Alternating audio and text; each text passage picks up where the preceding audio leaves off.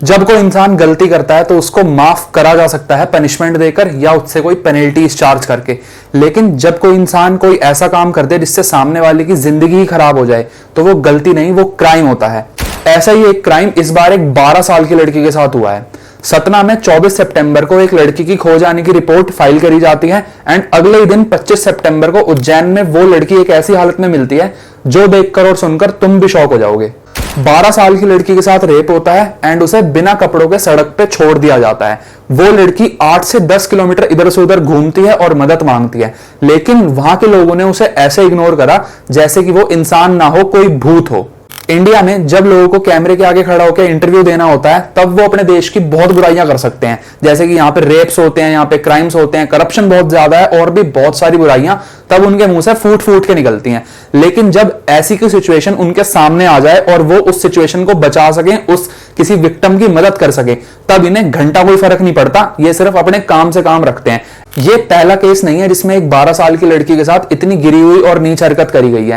पहले भी तुमने कई सारे ऐसे केसेस सुने होंगे और देखे भी होंगे हमारे इंडियन न्यूज चैनल्स पे, लेकिन सिर्फ 2 या 3 दिन के लिए। इनसे ज्यादा ये अलाउ नहीं करते कि ये इन केसेस को अटेंशन दें।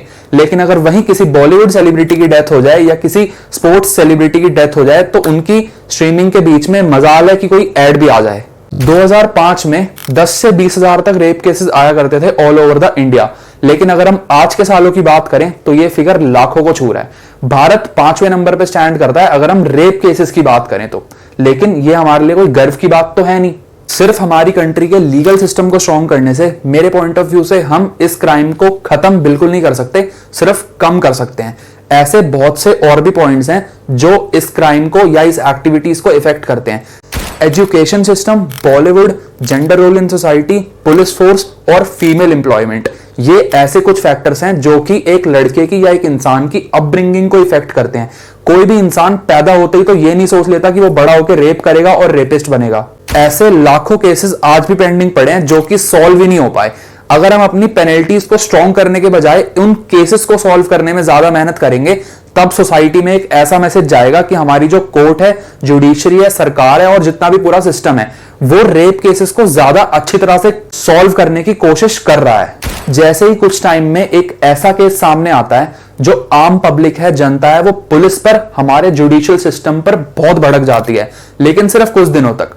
हमें एज अ पब्लिक अपनी सोसाइटी में भी काफी चेंजेस लाने की जरूरत है। ऐसे क्राइम की डेथ पेनल्टी होनी चाहिए या नहीं, इस क्वेश्चन पे हर इंसान का एक अलग पॉइंट ऑफ व्यू है। कुछ लोग कहते हैं कि ऐसे क्रिमिनल को पब्लिक में ही हैंग कर देना चाहिए जिसे कि कैपिटल पनिशमेंट कहा जाता है, और कुछ लोगों का यह कहना है कि नहीं, हमें किसी क्रिमिनल को पब्लिक के सामने कैपिटल पनिशमेंट नहीं देनी चाहिए, अदरवाइज ये हमारी डेमोक्रेसी के लिए अच्छा नहीं है, हमारी डेमोक्रेसी एक मैच्योर डेमोक्रेसी नहीं कहलाई जाएगी। अगर मैं इस क्वेश्चन का आंसर दूं कि क्या क्रिमिनल को पब्लिकली फांसी चढ़ा देनी चाहिए या नहीं, तो यस, मैं बहुत ही स्ट्रांगली बिलीव करता हूं कि अगर ऐसा क्राइम प्रूफ हो जाता है कोर्ट में और उसे डेथ सेंटेंस दिया जा रहा है तो हां, पब्लिक के सामने ही उसे हैंग कर दिया जाए।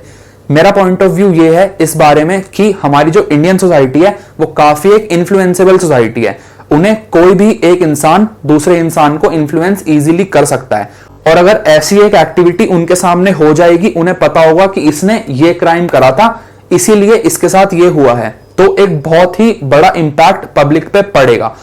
मैं जानता हूं ऐसी कोई रिसर्च नहीं हो रखी, ना ही हमारे पास कुछ ऐसे फैक्ट्स हैं जो ये प्रूफ कर पाए कि अगर हम पब्लिकली किसी को फांसी चढ़ा देंगे तो इस चीज से हमारी देश में फ्यूचर में रेप्स के नंबर्स कम होंगे, लेकिन लोगों में डर जरूर बन जाएगा। In our past and ancient times एक लड़का एक लड़की को पूरी तरह से नेक्ड तब देख पाता था जब उसकी शादी हो जाती थी, लेकिन हमारे मॉडर्न वर्ल्ड ने एक 10 से 12 साल के बच्चे के हाथ में ही मोबाइल फोन्स दे दिए। अब वो फ्रीली पूरी पॉर्न वीडियो बिना किसी की रोक टोक के देख सकता है। मुझे ऐसा लगता है कि ये हरकत उसकी एडल्ट एज में उसे खराब करती है और कर सकती है।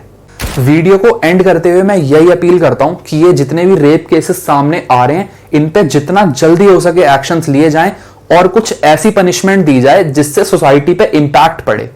Thank you for watching the video. इस वीडियो को शेयर कर देना। बाय बाय, मिलता हूं नेक्स्ट वीडियो में।